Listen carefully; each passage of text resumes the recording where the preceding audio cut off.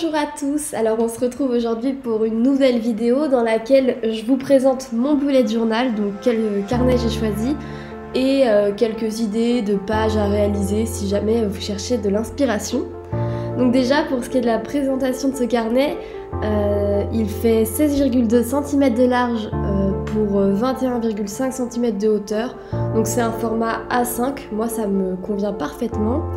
Il a 240 pages, je l'ai acheté sur Amazon pour, il me semble, 15 €, donc c'est pas très cher par rapport au nombre de pages. Je l'ai choisi pour plusieurs critères importants. Donc déjà c'est un carnet de notes à spirale, donc c'était indispensable pour moi dans le sens où je trouve ça très pratique de pouvoir tourner les pages plus facilement, sans abîmer le carnet, etc. Il a aussi beaucoup de pages, comme je le disais, 240, donc ça nous permet de laisser place à notre créativité longtemps avant d'en racheter un. Et aussi, les lignages, ils sont en pointillés, donc c'est pas des grosses lignes qui gâchent la visibilité, ça permet juste de se repérer pour faire des tracés, pour écrire droit, sans pour autant qu'on ne voit que ça. Bon, alors maintenant, je vous laisse du coup avec les différentes pages que j'ai réalisées. Donc j'ai déjà, pour faire un petit résumé des pages, il y a une page de présentation du mois, en l'occurrence du mois de juin. Il y a aussi une page avec le calendrier du mois de juin et une autre page plutôt pratique avec les éléments qui me semblent importants à avoir dans son bullet journal. Donc voilà, donc on commence avec la première page, donc qui est une page de présentation de mois, en l'occurrence du mois de juin, comme je l'ai dit tout à l'heure. J'ai décidé de mettre des cerises, de colorier le tout, et après, voilà, libre cours à sa créativité, hein.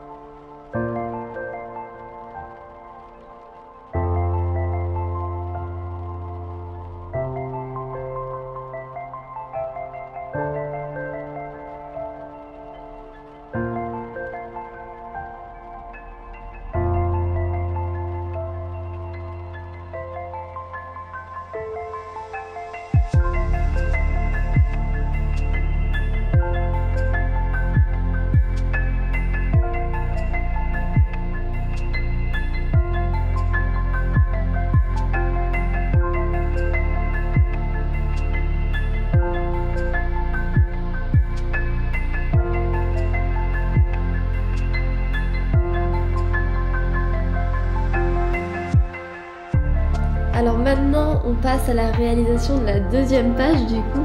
Donc cette fois-ci je suis partie sur un calendrier mensuel, donc juste la page du mois de juin en calendrier mensuel vu du mois entier quoi.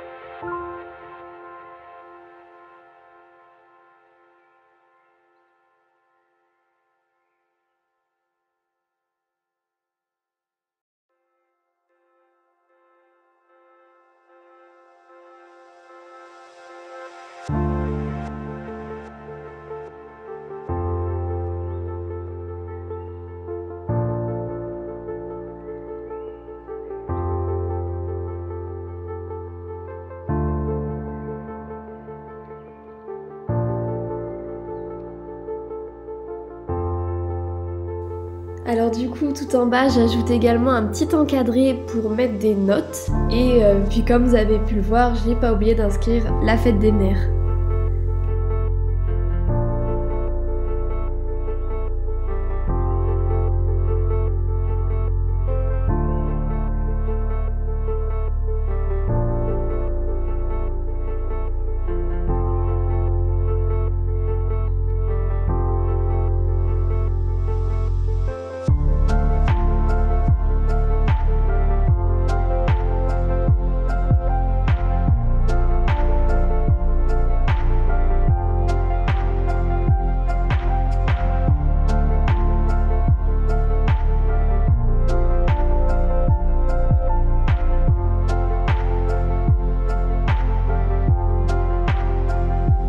Alors ensuite, pour la dernière page que je vous présente dans cette vidéo, j'ai fait une page plutôt pour ce qui me semble très utile pour moi, ce dont je me sers souvent.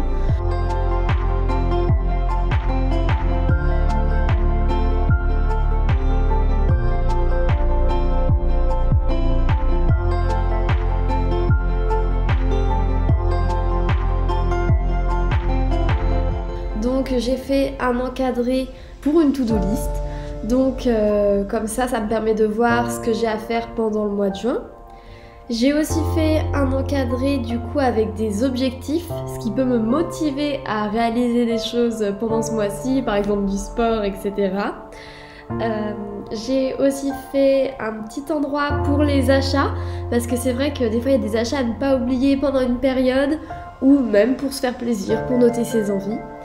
Et en dernier encadré, j'ai mis un encadré juste autre, si jamais il y a d'autres choses, d'autres catégories qui ne rentrent pas dans celle que j'ai créée.